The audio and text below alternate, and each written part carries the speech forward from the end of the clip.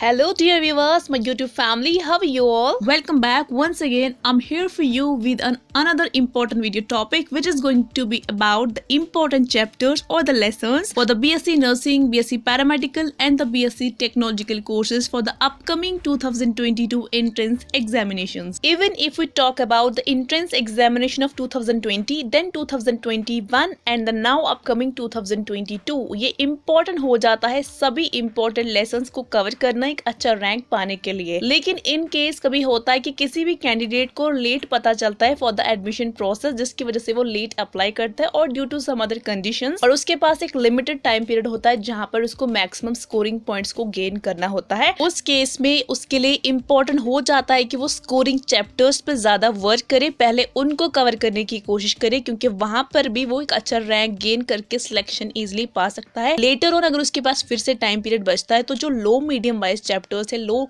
Point wise chapters, उन पे भी वर्क करके एक बेटर रैंक पा सकता है। बट इंपॉर्टेंट लेसंस कौन से है जहां पर आपको सबसे पहले वर्क करना चाहिए, जिनको आपको सबसे पहले कंप्लीट करना चाहिए, फर्स्ट प्रेफरेंस देनी चाहिए, क्योंकि सबसे ज्यादा पॉइंट्स आपके इन्हीं चैप्टर से बनते हैं, वो हम इस वीडियो में डिस्कस करेंगे। लेकिन पहले हम ओवरव्यू कर लेते हैं फॉर द फिजिक्स के 60 मार्क्स के जो लेसंस है उनका, then going to the chemistry and finally we will talk about the biology. उसके बाद मैं आपको बताऊंगी कि इन तीनों में आपके लिए फिजिक्स में, केमिस्ट्री में, बायोलॉजी में कौन कौन से चैप्टर्स इंपॉर्टेंट हो जाते हैं जहां पर आपको सबसे ज्यादा वर्क करना है और सबसे पहले इनको कंप्लीट करना है, क्योंकि ये अच्छा रैंक गेनिंग चैप्टर्स है। And you know there is a negative marking of 0.25, तो हर एक पॉइंट मैटर करता है, तो that's very important. Let's discuss one by one everything. Physics में आपके टोटल 20 चैप्टर्स है जो ओवरऑल 60 मार्क्स का है, और पहला लेसन है फिजिकल वर्ल्ड एंड मेजरमेंट जिसमें 2 मार्क्स आते हैं। जो सेकंड लेसन है दैट इज काइनेमेटिक्स, उसे 3 मार्क्स का है। Third lesson is the laws of motion, ये 2 मार्क्स का है। फोर्थ लेसन है वर्क, एनर्जी एंड पावर, यहाँ से भी आपके 2 मार्क्स बनते हैं। Fifth lesson is motion of system of particles and rigid body, ये भी 2 मार्क्स का है। Sixth lesson is gravitation, it is also 2 marks. Seventh is properties of bulk matter, 2 marks का है।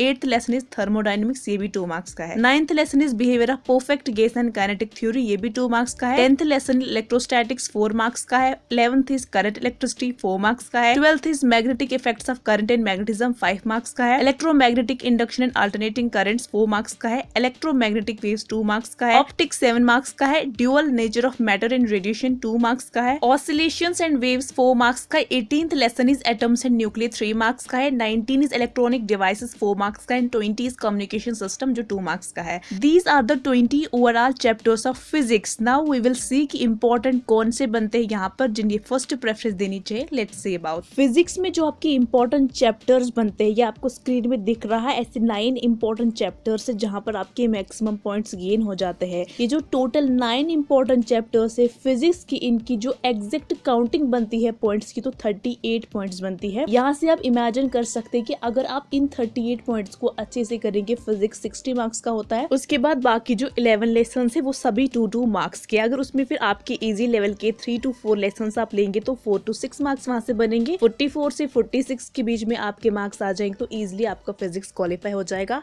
इसीलिए मैं रिकमेंड करती हूँ कि पहले आप जो ज्यादा स्कोरिंग वाले लेसन है उन पे वर्क करें, उन पे मेहनत करें, उसके बाद आप जो इजी लेसन है, कम पॉइंट्स वाले चैप्टर्स पे जाए, तो ये आपको यहाँ पर इजिली सिलेक्शन दे देगा एक पर्टिकुलर कोर्स के लिए, एवरेज सिलेक्शन बोल सकते हैं, एवरेज कोर्स के लिए। लेकिन ऐसे कैंडिडेट जिनको अपना नाम टॉपर लिस्ट में चाहिए तो ऑब्वियसली उनको सभी पॉइंट्स को, सभी चैप्टर्स को अच्छे से करना पड़ेगा। लेकिन ये बात उनके लिए भी सेम रहेगी कि पहले वो हाई स्कोरिंग वाले चैप्टर्स पे फोकस करे, देन उसके बाद जो लो स्कोरिंग वाले चैप्टर्स है उन पे चले जाए। This was about physics, I hope it's clear. Now moving to the chemistry. Chemistry में भी आपके टोटल 60 मार्क्स है, एंड अगेन यहाँ पर भी आपकी टोटल 20 चैप्टर्स है, जो आपको स्क्रीन में स्लाइड बाय स्लाइड शो हो रहा होगा कितने चैप्टर्स है एंड कितने मार्क्स के हैं। नाउ इंपॉर्टेंट थिंग इसकी इंपॉर्टेंट चैप्टर्स क्या है, किन पे पहले फोकस होना चाहिए, let's see about it. Chemistry में आपके टोटल 13 हाई स्कोरिंग चैप्टर्स है, जो ओवरऑल देखे तो सारे 45 मार्क्स बनाते हैं। एंड यहाँ पर आप देख लीजिए, अगर विदाउट एनी नेगेटिव मार्किंग आप इन 45 मार्क्स को अच्छे से कर लेते हैं तो कितने हाई चांसेस बढ़ जाते हैं एडमिशन के लिए बीएससी नर्सिंग, पैरामेडिकल और टेक्नोलॉजी के लिए गवर्नमेंट सीट पाने के लिए। एंड अगेन यहाँ पर फिर से बोलूंगी, जो टॉपर्स में जाना चाहते हैं उनके लिए इंपॉर्टेंट है सभी चैप्टर्स को करना। Now finally we will talk about the biology, जो अगेन 60 मार्क्स और यहाँ पर आपके टोटल 15 चैप्टर्स है।